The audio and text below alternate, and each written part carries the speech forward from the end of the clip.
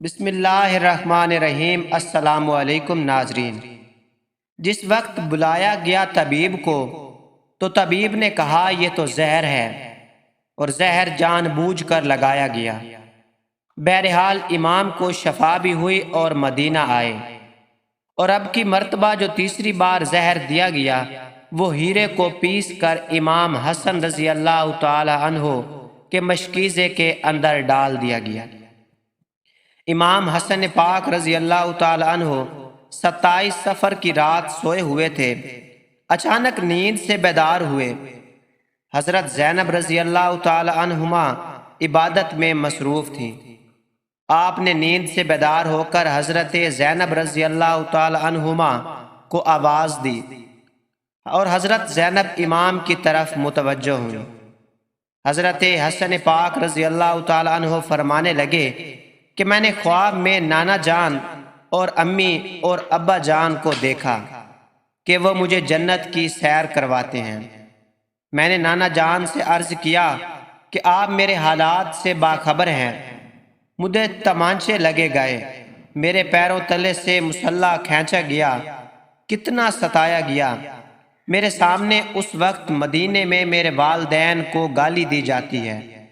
یا رسول اللہ علیہ وسلم، میں اس دور سے گزر رہا ہوں۔ آقا علیہ الصلوۃ والسلام نے فرمایا کہ صبر کرو، تم بہت جلد ہم سے آ کر ملنے والے ہو۔ امام حسن رضی اللہ تعالی عنہ نے ایک اور خواب دیکھا کہ آپ کی پیشانی پر قل هو اللہ شریف لکھی ہوئی ہے۔ یہ خواب جب لوگوں نے سنا تو خوش ہوئے، لیکن آپ کے شاگرد سعید ابن مسیب نے سنا تو آپ نے فرمایا کہ مولا، اگر یہ خواب کی تعبیر پوری ہو گئی تو سمجھ لیجئے آپ بہت جلد دنیا سے جانے والے ہیں، کچھ ہی دن بچے ہیں آپ کے پاس۔ یہ خواب تو تھا ہی، سب لرزے ہوئے تھے، اس خواب نے اور لرزا دیا تھا۔ امام حسن پاک رضی اللہ تعالی عنہ نے کہا، بہن میں نے خواب دیکھا۔ حضرت زینب نے پوچھا کہ یہ کیسا خواب ہے؟ امام نے مشکیزہ لانے کا کہا، اور مشکیزے سے جب پانی پیا تو مشکیزے میں موجود جو ہیرا پیس کر ڈالا گیا تھا وہ آپ کے پیٹ میں چلا گیا۔ روایتوں میں آتا ہے، مورخین لکھتے ہیں کہ آپ کے کلیجے کے 72 ٹکڑے ہوئے، بعض نے لکھا ہے کہ 80 ٹکڑے ہوئے، بعض نے لکھا ہے کہ آپ کی آنتوں اور کلیجوں کے 100 ٹکڑے سے زیادہ ہوئے۔ جب آپ رضی اللہ تعالیٰ عنہ نے کہہ کر کیا تو وہ ٹکڑے ہو کر گرتے۔ سوچئے ذرا یہ ہیرا کیا ہوتا ہے، اس کو کانچ پہ چلائیں تو کانچ کٹ جاتا ہے۔ یزید صرف قاتل حسین رضی اللہ تعالی عنہ ہی نہیں ہے، بلکہ قاتل حسن رضی اللہ تعالی عنہ بھی ہے۔ اس پر تو سب اتفاق کرتے ہیں کہ سازش یزید کی تھی، لیکن زہر دیا کس نے، اس پر تاریخ خاموش ہے۔ حضرت مولانا حسن بریلوی نے ایک عورت کا نام لکھا ہے، لیکن مفتی جلال الدین رحمۃ اللہ تعالی علیہ اس پر خاموشی کا حکم دیتے ہیں۔ مورخین اس میں اتنے الجھے ہوئے ہیں کہ کوئی واضح موقف پیش نہیں کیا جاتا، لیکن پڑھے لکھے لوگ ہیں، ان کے لیے ایک بات ہے کہ زہر دینے والا کون ہے۔ ناظرین کرام، جس وقت ٹکڑے ہو کر گرنے لگے تو امام نے حضرت حسین رضی اللہ تعالی عنہ کو بلانے کا حکم دیا تاکہ کچھ نصیحت کر دوں۔ حضرت حسین رضی اللہ تعالی عنہ آئے اور حالت دیکھ کر گلے مل کر خوب روئے۔ بھائی بتاؤ آپ کو زہر کس نے دیا ہے؟ اس لیے کہ سید الصابرین کا نواسہ ہے۔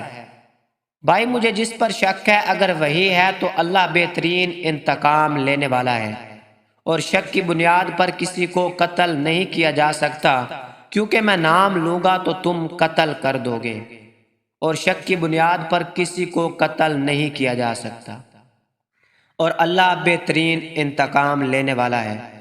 حضرت امام حسن نے امام حسین کو نہیں بتایا کہ قاتل کون ہے، تو حتمی طور پر کسی کے بارے میں یہ فیصلہ کر دینا کہ فلاں قاتل ہے، میں سمجھتا ہوں کہ یہ زیادہ مناسب نظر نہیں آیا۔ بہرحال جب صبح ہوئی اور لوگ جمع ہونے لگے تو اس وقت امام حسن نے کہا، حسین میرا چہرہ کیسا نظر آ رہا ہے؟ امام حسین رضی اللہ تعالی عنہ نے روتے ہوئے فرمایا، آپ کا چہرہ ہرا ہو گیا ہے۔ مسکرا کر کہا، اس تکلیف میں مسکرایا ہے حسن، جس تکلیف میں لوگ ساری خوشیاں لوگوں کی چھن جاتی ہیں۔ حسن مجتبیٰ نے جب سنا کہ میرا چہرہ ہرا ہو گیا ہے تو فرمایا، حسین یاد ہے نانا کی حدیث معراج مکمل ہو گئی ہے؟ لوگوں نے پوچھا کہ حدیث معراج کیا ہے؟ فرمایا کہ جب میرے حضور معراج پر گئے تھے اور ہماری پیدائش بھی نہیں ہوئی تھی تو نانا معراج پر جنت کی سیر کر رہے تھے، تو جنت میں دو محل دیکھے، ایک ہرا تھا اور ایک لال تھا۔ اس وقت رضوان جنت نے کہا، یا رسول اللہ صلی اللہ علیہ وسلم، جاتے جاتے اپنے شہزادوں کو محل بھی دکھا جائیں جن سے پوری جنت کا حسن دوبالا ہوتا ہے۔ حضور نبی کریم رؤوف الرحیم صلی اللہ علیہ وآلہ وسلم نے فرمایا کہ یہ ہرا کس کا ہے اور لال کس کا ہے؟ کہا کہ لال تو حسین رضی اللہ تعالی عنہ کا ہے اور ہرا امام حسن پاک رضی اللہ تعالی عنہ کا ہے۔ میرے حضور نے پوچھا کہ رضوان، یہ تو بتاؤ کہ حسن کا ہرا کیوں ہے اور حسین کا لال کیوں ہے؟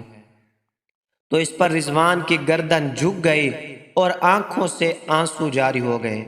اہل بیت کی محبت میں رضوان جنت بھی روتا ہے، جبکہ جنت میں کوئی رو نہیں سکتا۔ جنت وہ ہے جہاں رویا نہیں جاتا، لیکن یہ شہادت حسنین ہے، جب جب یاد کیا جاتا ہے تو رضوان جنت بھی روتا ہوا نظر آتا ہے۔ رضوان کی عرض کرنے کی ہمت نہ ہوئی تو اس وقت حضرت جبرائیل علیہ السلام آئے اور عرض کی، یا رسول اللہ علیہ وسلم، میں بتاتا ہوں، اللہ کے حکم سے یہ ہرا اس لیے ہے کہ حضرت حسن رضی اللہ تعالی عنہ کو زہر دیا جائے گا اور ان کا چہرہ اور جسم ہرا ہو جائے گا، اور حضرت حسین رضی اللہ تعالی عنہ کو کربلا میں شہید کیا جائے گا، اور شہادت کی وجہ سے خون سے سارا جسم لال ہو جائے گا، اس لیے حسن کا ہرا اور حضرت امام حسین کا لال محل ہے۔ ناظرین، دیکھا حضور کی یہ حدیث معراج پوری ہو رہی ہے۔ اس کے بعد حضرت حسن رضی اللہ تعالی عنہ نے لوگوں کو جانے کا حکم دیا اور گھر والوں کو ٹھہرنے کا کہا۔ اس وقت مولا حسن کے 3 یا 4 بیٹے تھے۔ ان بیٹوں میں ایک بڑا بیٹا تھا جس کی عمر صرف 7 سال تھی۔ وہ نہایت ہی خوبصورت تھا اور نام قاسم تھا، اور ماں کا نام ام فروہ تھا۔ ام فروہ قاسم کے سر پر ہاتھ پھیرتی اور اپنے شوہر کی طرف دیکھتی، گویا ان کے سامنے اپنی بیوگی گھوم رہی تھی۔ ہائے بیوگی، ہائے بے کسی، ہائے بے بسی، لیکن زبان سے کچھ کہہ نہ سکتی تھی۔ جب سب لوگ چلے گئے حتیٰ کہ کوئی نہ بچا تو حضرت حسن رضی اللہ تعالیٰ عنہ نے اپنے بازو پر بندھے تعویذ کو کھولنے کا حکم ام فروہ کو دیا۔ ناظرین، تعویذ کھولا اور کھول کر حضرت حسن نے کہا کہ میرے بیٹے قاسم کو میرے پاس لاؤ۔ اپنے ہاتھوں سے وہ تعویذ بیٹے کے بازو پر باندھ دیا اور فرمایا، بیٹا ایک وقت آئے گا جب تو شدید مصیبت میں گرفتار ہو جائے گا، اس وقت یہ تعویذ کھول کر دیکھ لینا۔ اس کے بعد حضرت حسین رضی اللہ تعالی عنہ کو بلا کر وصیت کی اور کہا، حسین صبر سے کام لینا، اور میری تمنا ہے کہ جس وقت میرا جنازہ اٹھے تو مجھے نانا کے قدموں میں دفن کر دینا۔ میں نانا کے قدموں میں دفن ہونا چاہتا ہوں۔ امام علی مقام 28 صفر کو ایک روایت کے مطابق، 29 صفر کو اور ایک روایت کے مطابق 5 ربیع الاول شریف کو شہید ہو گئے۔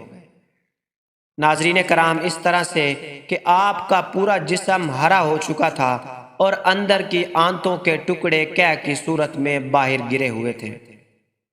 حضرت حسن رضی اللہ تعالیٰ عنہ کی شہادت ہوئی تو آپ کی تجہیز و تدفین کے لیے جنازہ اٹھایا گیا، لیکن یہ بھی تاریخ کا بدترین باب ہے کہ جب جنازہ باہر لے کر آئے اور حضور نبی کریم صلی اللہ علیہ وآلہ وسلم کے روضے مبارک میں حضرت حسن رضی اللہ تعالیٰ عنہ کو دفن کرنا چاہتے تھے تو بنو امیہ کے وہ غلیظ، جسے دنیا مروان کہتی ہو، بدترین آدمی جس پر میرے آقا علیہ الصلاۃ والسلام نے لعنت کی تھی۔ اس نے کہا کہ میں ان کو دفن نہیں ہونے دوں گا۔ امام حسین رضی اللہ تعالی عنہ نے کہا کہ میرے بھائی کی وصیت ہے، میں ان کو یہیں دفن کروں گا۔ یہاں تک کہ مورخین نے لکھا ہے کہ اس ظالم نے کمان سے تیر نکالا اور امام حسن رضی اللہ تعالی عنہ کے لاشے پر چلانا شروع کیا۔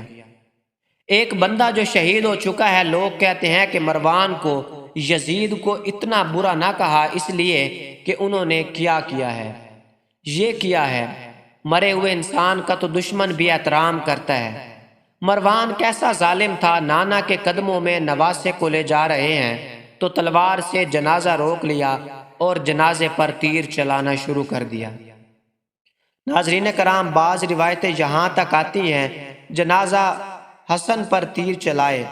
حضرت زینب رضی اللہ تعالی عنہ نے کہا، فاطمہ کے 2 بیٹوں کے جنازے میں نے دیکھے ہیں، حسن کو تو دوبارہ کفن ملا ہے، حسین کو تو ایک بار بھی کفن نہ ملا۔